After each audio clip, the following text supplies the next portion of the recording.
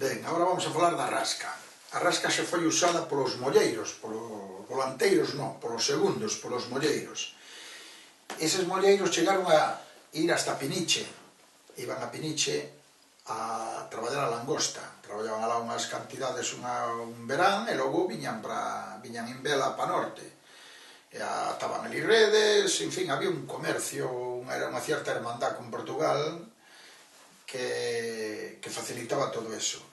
De feito, iban traballar as Azores, había dous barcos que paraban aquí, que era o Laudelina e o outro non me acordo. Eu sei que, isto non o vin eu, sino que o escoitaba. Dous barcos de velas que saían de aquí buscar a langosta das Azores. Dos portugueses que traballaban carrascas nas Azores lá. De feito, miña avó Antonia botaba o verán, iba para lá, iban para o Alentexo, chamaban o Alentexo, que é traballar de Sines para baixo. Sines e Túbal, pois traballaban ali a coser as redes, a armar e a coser rascas, que con iso era que traballaban a langosta. Entonces, cando andaban os outros volanteiros xa viña de atrás, a andar coas volantas miraban que viñan langostas, pero claro, eles, o oficio principal era a merluza, a pescada.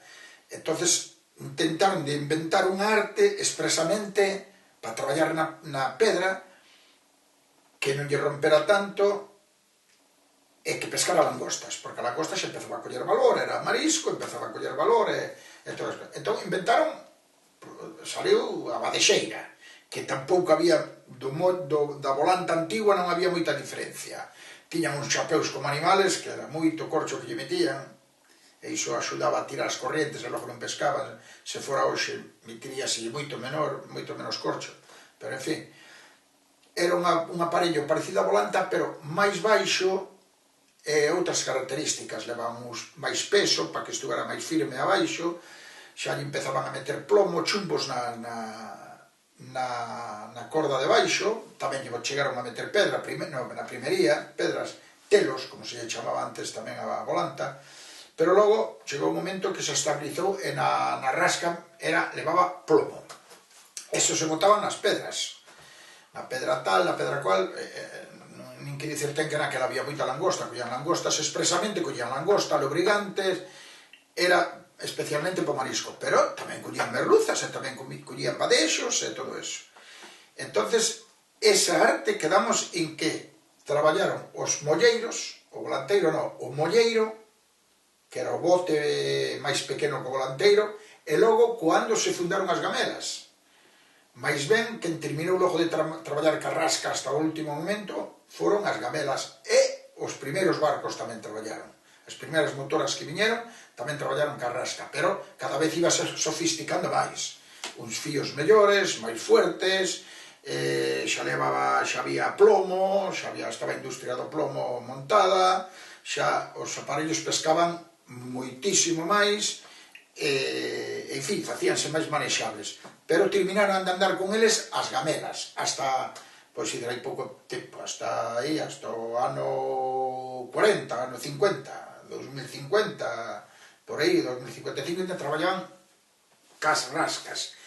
E despois da rasca, tamén inventaron outro aparello que tamén viña derivado da volanta, que era a badexeira, porque coa volanta pescabanse badexos e merluzas, pero, volvemos ao de antes, a volanta queríamola para pescada. Entonces, armouse un aparello para badexeira, que iso botábanse expresamente nos cabezos, porque o badexo é un peixe bastante de hábitat, chega un momento que corre, anda por todo o anaco de pedra, no trozo de mar que sea, corre. Cando aí anda ca hueva, iso corre, pero cando non... O badexo chega un momento do ano que fai hábitat, onde hai un pico como a Torre da Iglesia, aí ela anda arredondo, e bota días e días e días. Entón hai que buscar unha rede para poder botarlla aí neses sitios, así que rompera, xa botaba unha rede máis fuerte, unha malla xa de ideal, unha malla un pouco maior, porque o badexo é máis ancho que a merluza.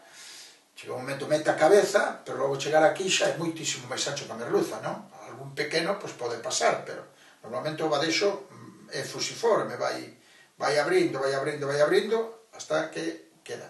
entón tiña unha malla máis aberta. E ese badexeira tamén collía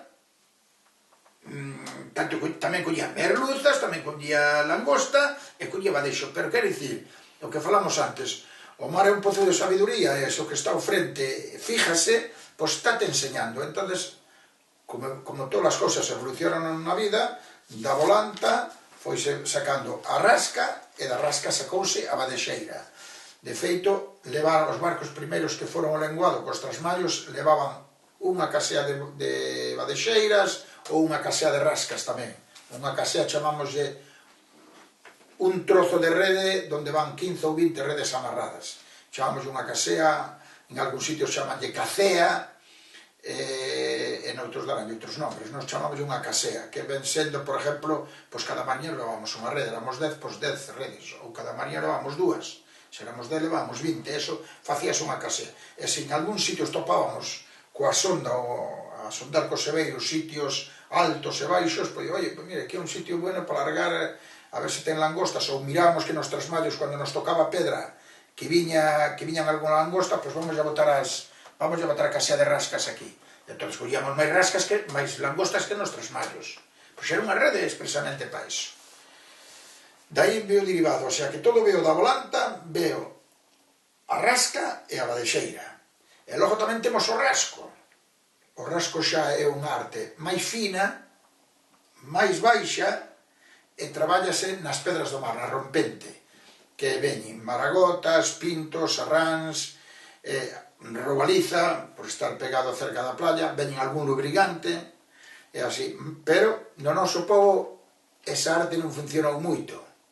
En algún momento no Brán, algunha parexa de compañeiros botaba eses aparellos, pero normalmente onde triunfou esa arte é nos portos do norte, como Aguiño, Ribeira, Corrobedo, en fin, todos esos portos de aí do norte, porque dabanlle moito máis aprecio. Nós aquí nestes portos, a Maragote e o Pinto, tan pronto tuvemos artes de fondo de inmalle, como é a volanta, a rasca e a badexeira, collíamos peixes o doble de categoría, bueno, que aquí non había aprecio, a xente non lle daba aprecio, entonces desistiuse desa, había que botar unha chalaniña aí por pasar o rato, pois iba, collíanse naquela pintos e maragotas, collíase cantidad, pero por Ribeira, Portonovo, Sanseixo, Grove, bueno, en fin, os portos todos das Rías Baixas, era na época das embarcacións menores como a Dorna e o bote, porque eles tamén tuveron botes, traballaban co rasco, era un medio de vida para eles moi importantes. De feito, eu ainda traballei ao lenguado en Ribeira e Portonovo, e cando chegaba ali miraba a venta, eles inventaron a maneira de traían o peixe vivo. Procuraban que o peixe chegara vivo. Non lle daban, aos nosos aparellos dormían a noite completa, non o levantábamos, pero eles, a mellor, ao cabo de 3 horas, xa levantaban, e cada peixiño vivo que viña botaban nun tanque, tiñan o viviño, e que naquele momento sacaban no momento da venta e levaban o peixe a saltar, e eran moi, o Pinto e a Maragota eran unhas especies moi queridas e moi apreciadas por esa xente. De feito, a min tamén me gusta, para que vou a dicirlo.